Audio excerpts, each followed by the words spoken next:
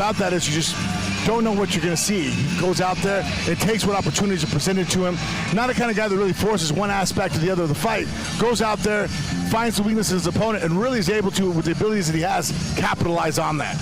Yeah, and you know that fight that he had last time he faced Ryan Hoover and he lost, you knew he was frustrated. You knew he wanted to keep pushing, and they ended up stopping the fight.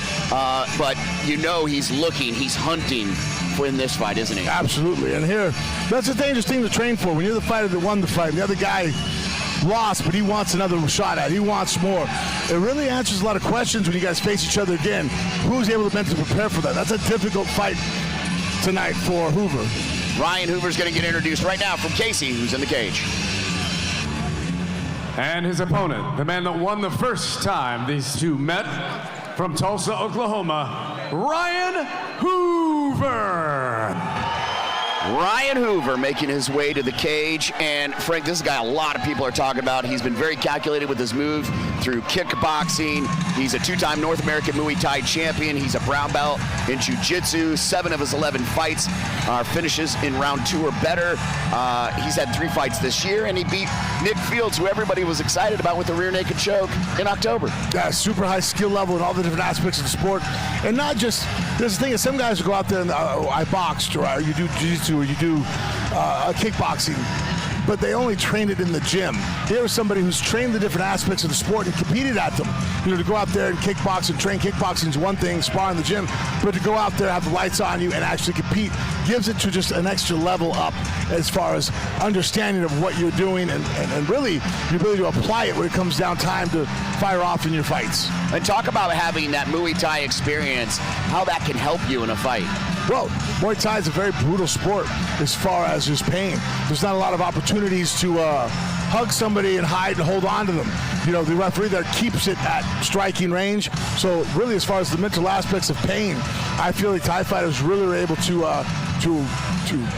conquer that aspect of it. So there's a different kind of pain that you get in wrestling and jiu-jitsu that you just don't get when you start kicking people shin to shin, landing kicks on the elbows and hands.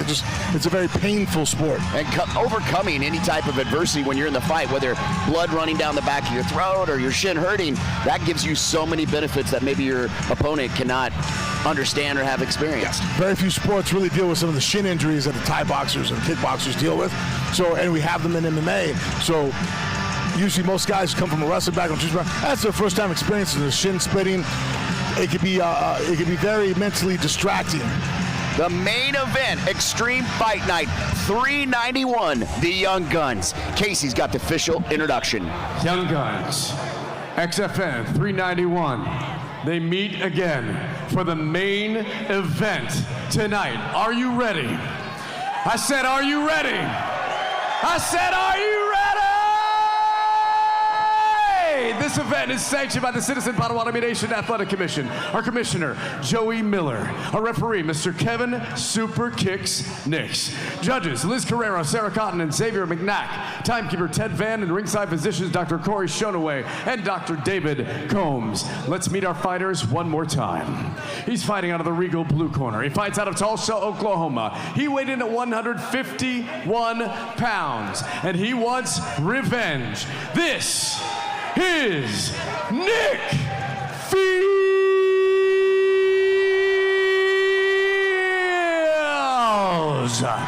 And across the cage, fighting out of the T&W Tire red corner, fighting out of Tulsa, Oklahoma. He weighed in at 145 pounds. This is Ryan Hoover.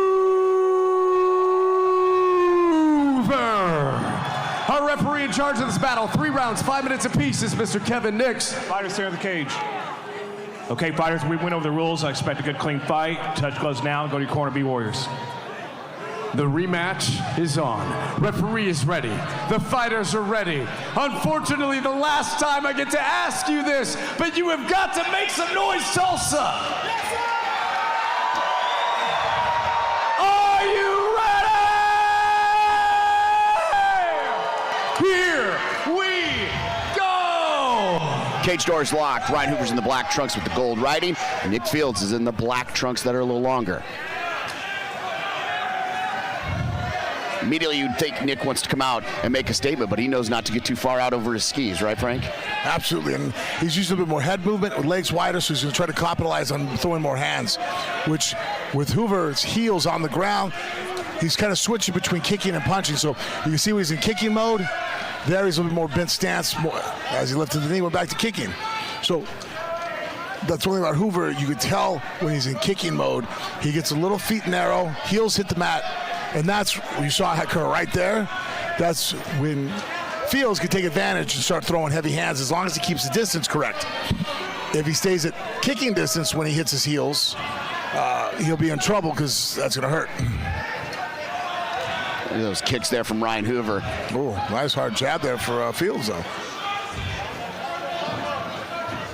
Oh, immediately ties him up. Yeah, he reached over, nice collar tie, had his elbow up high, was going to try to pull him off to the side. Elbow there.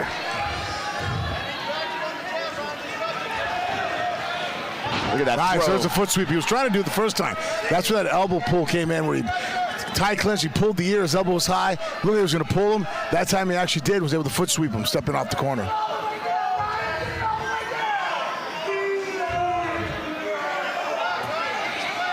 Hoover's putting that pressure on him, trying to get him to the ground. Oh, knee there from Hoover. Actually, with Hoover's skill set, I'd like to see him not use as many underhooks and head frames and more of the frames with the hands, using the collar tie or a cross frame that gives him room to throw elbows. Here with the body lock, here with the underhook, it's not that he can't throw a knee. I've just never seen anybody be able to generate enough power to really do damage that close, stomach to stomach. You can kind of throw some side knees and whatnot, but really it becomes a pure takedown contest at this point. Oh, look at that look at that. These guys are so they're so intellectual with their IQ of fighting. They both can see what the other one's doing. Yeah, and there is where I feel Fields in grappling and in the, kind of they're probably even in boxing for different reasons, style-wise. If I was in Hoover's corner, I wouldn't want him to be here. We're not digging underhook. See, it took away from his elbow. That last elbow he threw, he had a collar tie. That collar tie gave him enough separation that when he threw the elbow, there was space for it. Now, with that underhook, yeah, he can throw it. It's really hard to do any damage with it.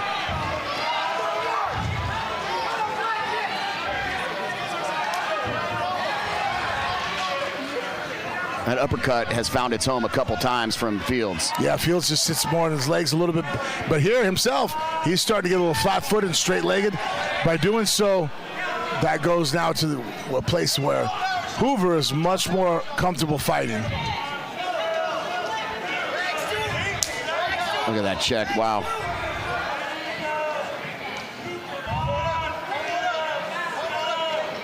We've seen Hoover more than once either take the kick or check it and have a combo right after it. Yeah, absolutely. His defense with low kick is great. Now he just rocked him with a jab, came with an uppercut. That hooked Fields. Fields is backing up right now. He's stunned. Body shot, oh. He looks to be stunned now. All right. Hoover smells. Well, and Hoover's smart. He's not trying to finish it with one shot. He's just Body shots are killing him. Oh. Fields goes to some defense to Great try and get job him on down. Fields' part to change it to a shot. That changed the rhythm of that exchange. Those body shots can do so much damage, can't they, Frank? Oh, they suck. Well, look, even if it's not a hard shot, it disrupts your breathing. Here you're trying to breathe and recover. Someone hits you in the stomach. Nice Kimura throw. Oh, wow. There's all calm there from Hoover. A nice turnaround, Hoover. That was high level there. Front headlock, pulling down the tricep, sagging on it.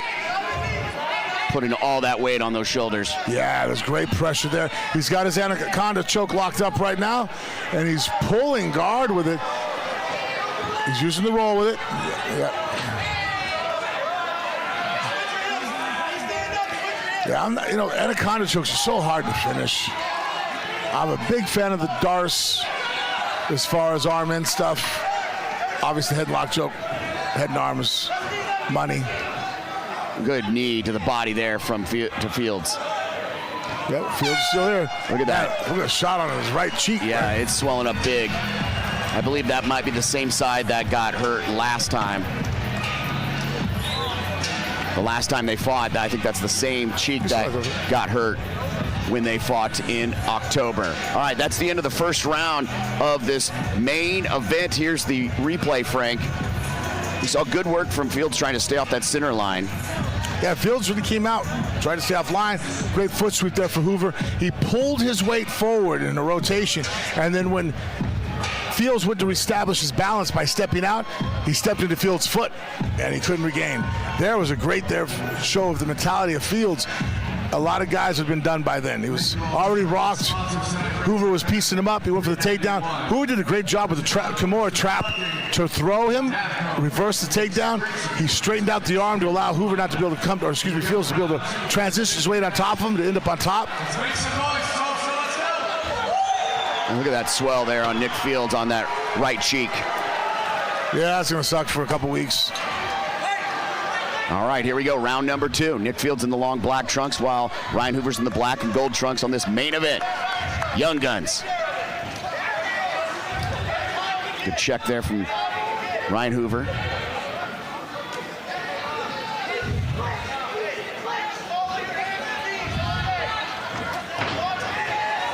He really stepped into that kick, Nick Fields did. Yeah, what he was trying to do was go under the block of Hoover and kick out the supporting leg. That's why he stepped so deep into it to go. His point of aim wasn't to the lead leg, but it was actually to the rear leg. Hoover's really keeping his distance from Nick. That's where he has the most distinct advantage so far. He's looser with his combinations as far as getting his hands out there. And his kicks. He's got him stunned again. Oh, good knee on the way in.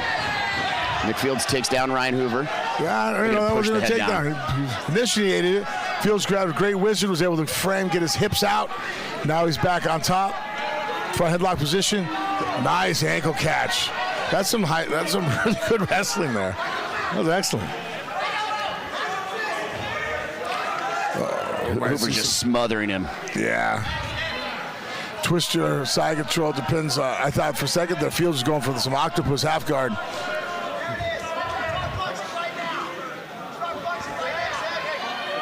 And Ryan's just so calm in that top position. Yeah, he's doing a great job of what sometimes you have to do on a guy like Fields is float.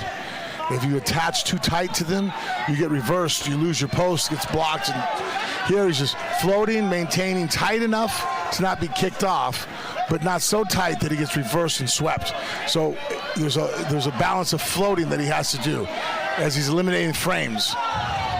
Pressure and light at the same time. Correct. There you go. That's one of my favorites. Is heavy head, light hips. So you bring your hips up off the mat so you can exchange and float through, especially when people are using butterfly guard. Because if you drive heavy hips down and they trap an arm, you're going for a ride.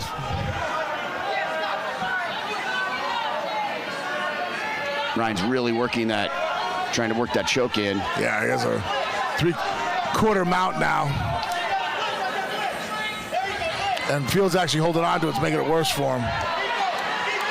Yeah, he's covering up. Oh, he's grabbing that arm. Uh-oh, got one hook in. Looks like he's getting the other one in. Yeah, this has got a nice wrap there. That wrist grab from behind like that. Well, keeping the arm underneath and controlling. He's working through a naked choke. His hands on top of the head. He needs to scoot. He's going to go palm to palm. See how he's sliding that hand behind? Yes. Yeah, that's money there. He's got him. Yeah, that is going to be the beginning of the end. Well, Fields has got his shoulders turned a little bit. So right now the choke is on his throat. He's tapping. Ryan Hoover. The throat was on his choke on the windpipe. That's why he was able to keep himself from passing out, because he changed the spine alignment ever so slightly. But Hoover was so deep, he's just going to hold on to it. So it comes down to the fact of, are you going to tap to the fact you feel your trachea crushing, or are you going to lose oxygen first? I haven't anybody get to the trachea part yet. Ryan Hoover winning the main event here of Young Guns Extreme Fight Night 391. As we're going to get a word with Ryan Hoover in a minute as he settles it with Nick Fields and gets the win against him. And that's now settled. That's nice axe kicks from the side. He's still able to keep control of the hip with his right leg. And then he's crossing the ankle right there. Kept great control of the hips of Field. And there he switches off. He tried to get the rear naked choke right off the bat. Realizes that Fields is going to block it. So he goes palm to palm, slides in. And here Fields is a monster, man. See how he slid his his right shoulder out ever so slightly? That slight spine alignment made it to where it wasn't a blood choke anymore, but it was such a tight choke. It was a wind choke, and he had nothing to do with the tap. Everything with Ryan, it looks so beautiful and intentional. Let's get the official announcement for Casey for our main event. Make some noise for these fighters to this main event. What a great way to end this incredible XFN 391. This bout ends 3 minutes, 16 seconds in the second round. Your winner by tap out with that rear naked choke out of the red corner, Ryan Hoover.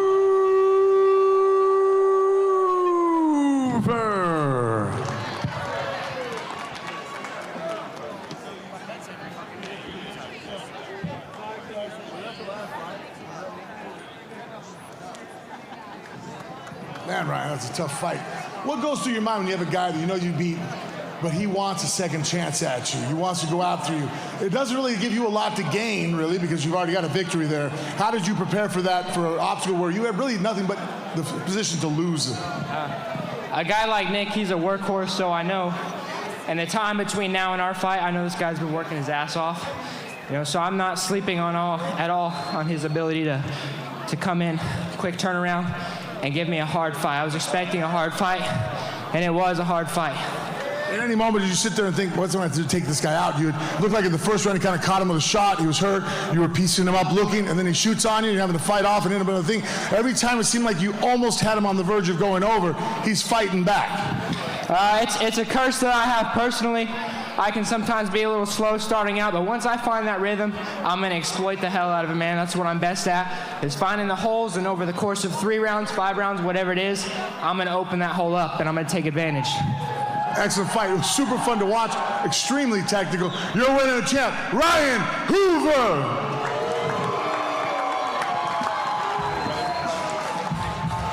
Ryan Hoover getting the victory. Extreme Fight Night 391. Young Guns did not disappoint. On behalf of Frank Mir, I'm Corbin Pierce. Thanks for joining us at River Spirit Casino in Tulsa, Oklahoma.